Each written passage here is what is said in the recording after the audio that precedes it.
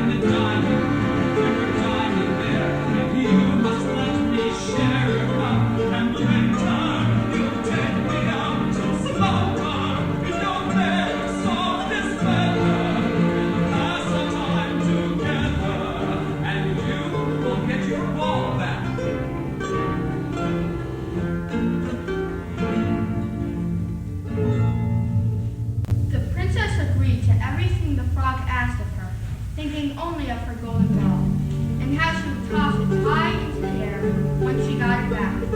As for her promises, she could hardly take the frog seriously. The frog, meanwhile, flipped over, the plop, dove back into the well. For a few moments, there was silence. Then,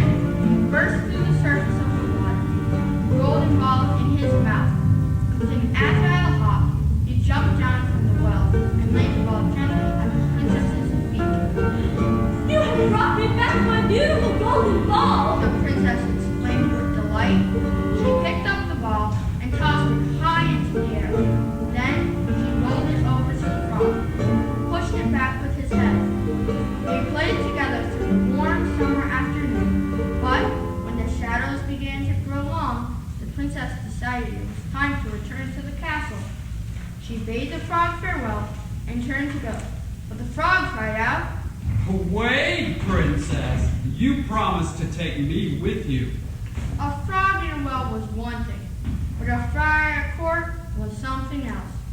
As it hopped toward her on its long rubbery legs and webbed feet, she moved quickly away. I have got to go.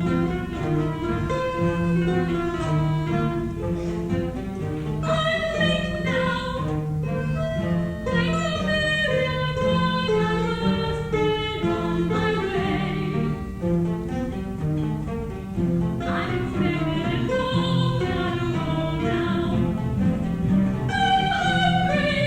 You are smiling. I'm tired and I really have to go. I have things to do at home and ignorance my way.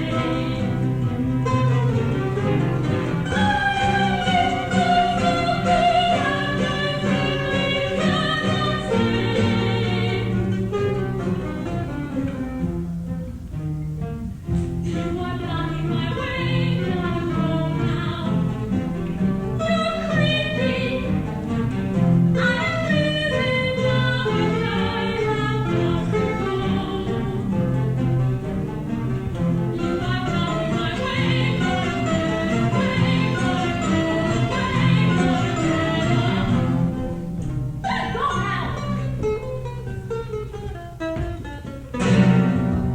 And with that, the princess ran home, leaving the frog far behind. The next day, a banquet was held at court.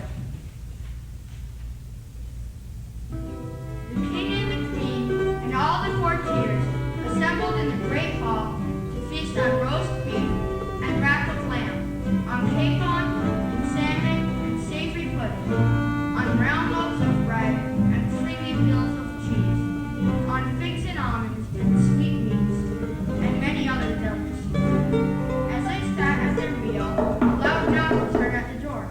Who might that be? And again, there was a knock, and a faint voice was heard to say, Princess! Princess! Open the door to me! The princess got up from her place and went to the door. When she opened it, there was the frog squatting before her. My dearest princess, I come all this way. Open your door.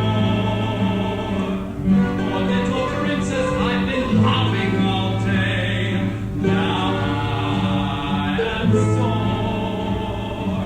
Now I'm here, I'm ready, I'm cool. Open up.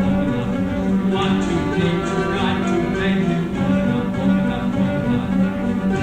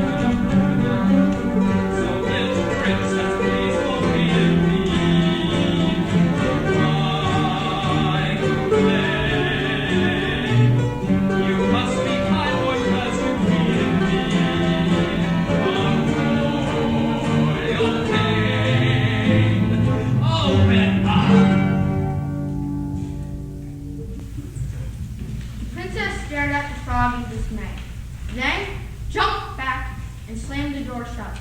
When she returned to her place at the banquet, she was as pale as bleached linen. What's wrong, my daughter? What has troubled you? It's just an odious little frog. The princess replied, and told him what had happened the previous day. Well, the king sat quietly a moment, stroking his chin.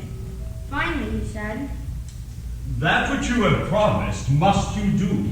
If a common man's word is his bond, how much more so is the word of a princess? If I am a princess, may I not act as I choose? If you are a princess, you must act like a princess. And a princess always keeps her word.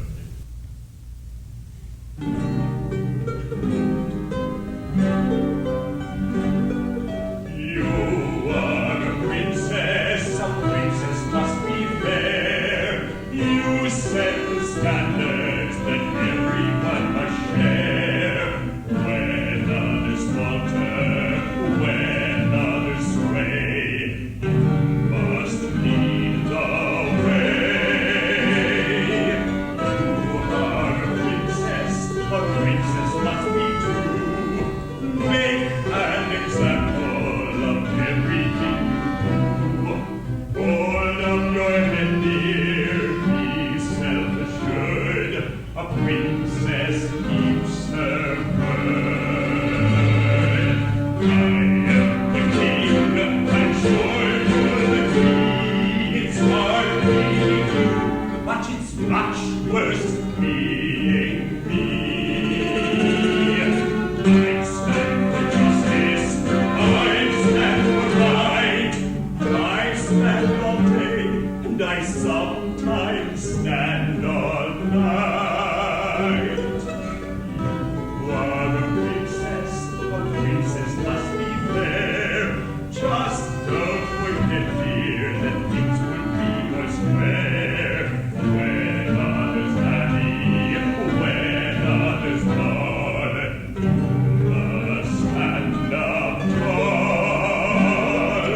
You are a princess, it's sounding like a curse. Just don't forget, dear, that things will be much worse. Life with a scepter is life at the top.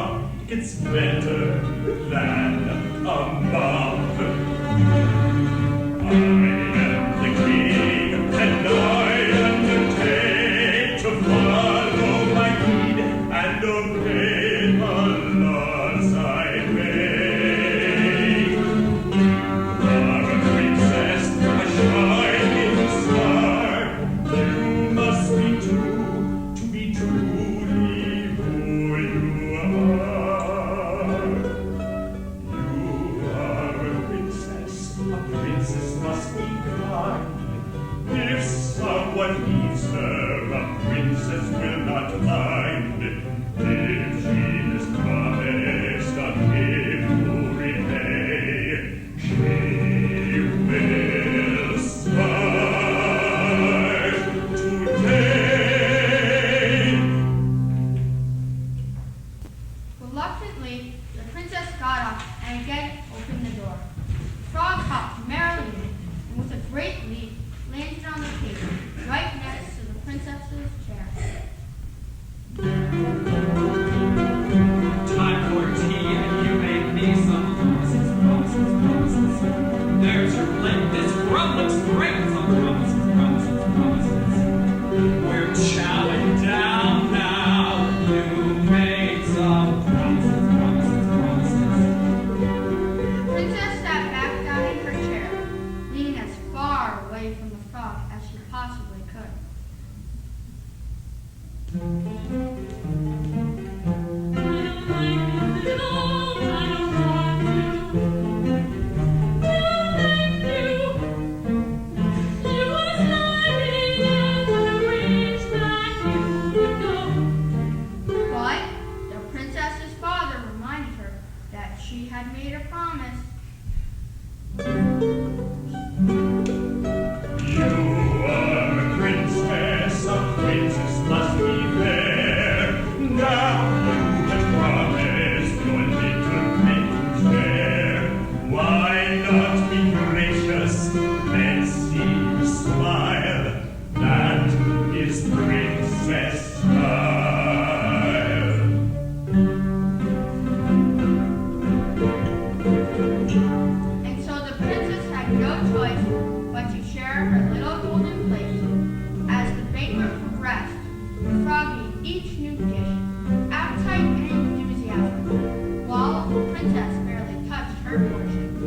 Then the frog stretched his big, ugly head toward the princess's little golden cup.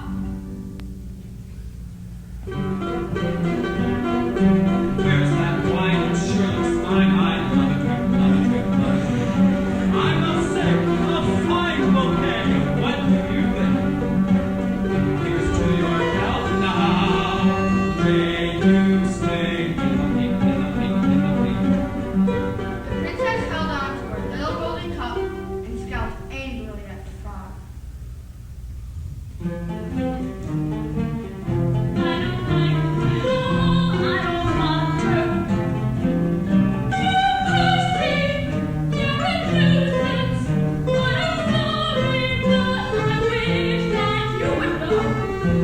But, again, the king reminded his daughter that she had given her word of honor.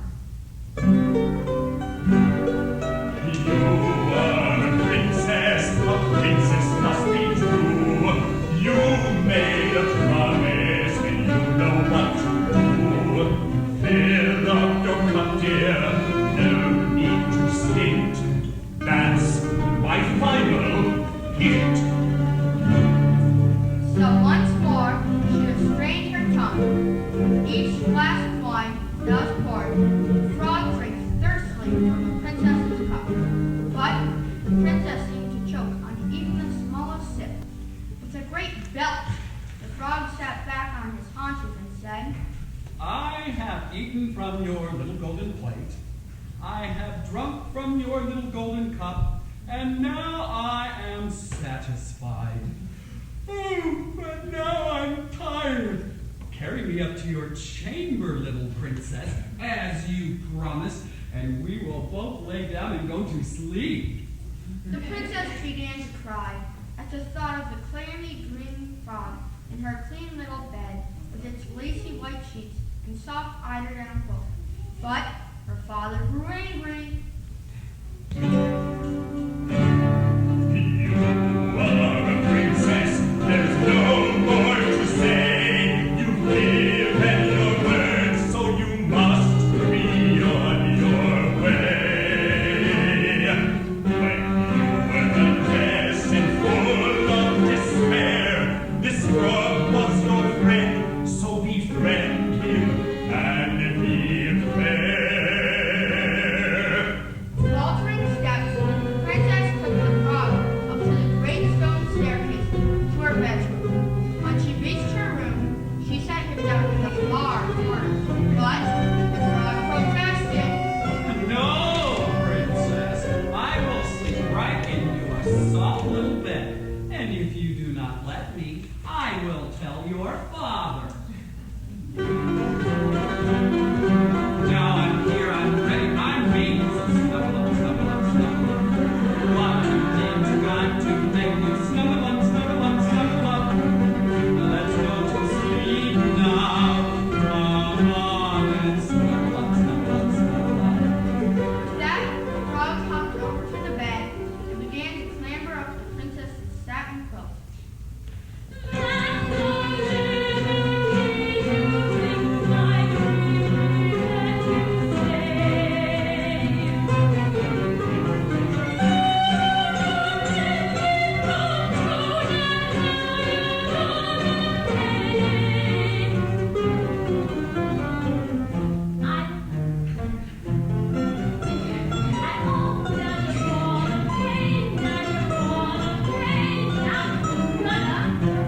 Cried, the princess seized the frog and hurled it against the wall as hard as she could.